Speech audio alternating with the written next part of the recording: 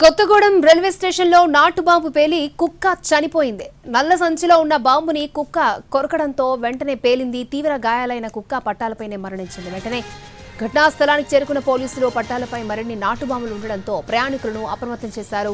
నాటు బాంబులను ఎవరు తెచ్చారు, ఎలా తెచ్చారు అనే దానిపై విచారణ చేపట్టారు. పంచాయతీ ఎన్నికల వేళ కొత్తగూడెం రైల్వే స్టేషన్ పట్టాలపై బాంబులు కనిపించడంతో కలకలం రేగింది.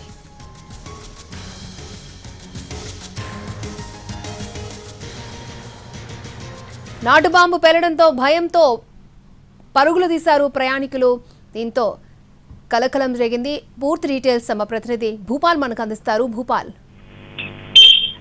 అక్షయ్, భద్రాద్రి కొత్తగూడెం జిల్లా కేంద్రంలో నాటు బాంబు పేలి కుక్క చనిపోవడం అనేది కొంచెం సంచలనం కలిగించింది. అయితే ఇది దేనికి ఎలా అనేది ఇంకా వివరాలు తీసుకుంటున్నారు. ప్రధానంగా ఎన్నికల వేళ అంటే గ్రామ పంచాయతీ ఎన్నికల వేళ కొత్తగూడెం రైల్వే స్టేషన్ లో అంటే జనసమ్మర్దం ఉండే ప్రదేశం నగరం నడిబొడ్డులో ఈ రైల్వే స్టేషన్ లో 2 సంచుల్లో నాటు బాంబులు వదిలిపోయినట్టుగా తెలుస్తుంది. అంటే ఈ రైల్వే స్టేషన్ నుంచి అటు పక్కకి వెళ్తే బస్ స్టాండ్ వస్తుంటుంది.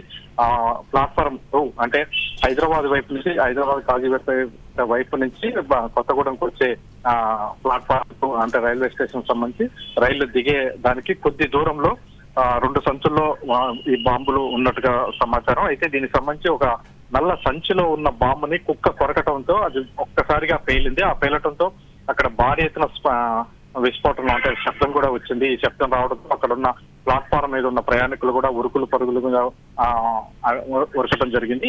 ఈ పరిస్థితుల్లో మొత్తం కూడా ఇది సమాచారం అందుకున్న రైల్వే పోలీసులు, అదేవిధంగా 3 టౌన్ పోలీసులు, 3 town area Kothagudem 3 town area కిందకు పోలీసులు అక్కడికి వచ్చి మొత్తం కూడా తమ కంట్రోల్లోకి తీసుకున్నారు. మొత్తం కూడా అక్కడ పోలీసు జాగిలాలు కూడా వచ్చి తనిఖీలు చేస్తున్న పరిస్థితి. అయితే ఆ సంచుని స్వాధీనం చేసుకున్నారు. అయితే అందులో ఎన్ని నాటు బాంబులు ఉన్నాయి అనేది ఇంకా పూర్తిగా సమాచారం అయితే రాలేదు. అయితే 5 వరకు ఇంకా ఉన్న నాటు బాంబులు ఉన్నాయి అంటే పేలకుండా ఉన్నాయి అని చెప్తున్నారు. అయితే పేలిని ఎన్ని అనేది ఇంకా మొత్తం కూడా ఫోరెన్సిక్ నిపుణులు వస్తే కానీ దీనికి సంబంధించి పూర్తి సమాచారం వచ్చే అవకాశం ఉంటుంది. ప్రధానంగా కొత్తగూడెం చుట్టుపక్కల అభయారణ్యం ఎక్కువగా పాల్వంచ అభయారణ్యం ఉంది. ఈ అభయారణ్యంలో వేటగాళ్లు ఎక్కువగా వేట కోసం ఈ నాటు బాంబుల్ని వినియోగించడం అయితే జరుగుతుంది.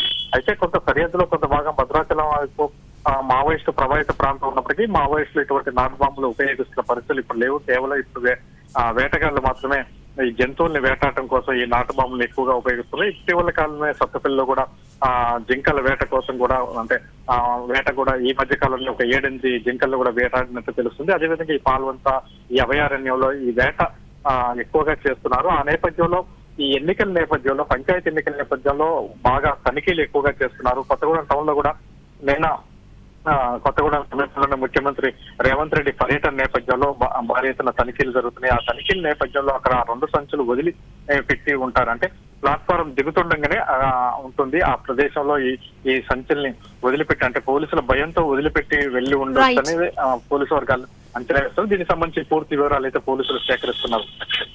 ఓకే భూపాల్.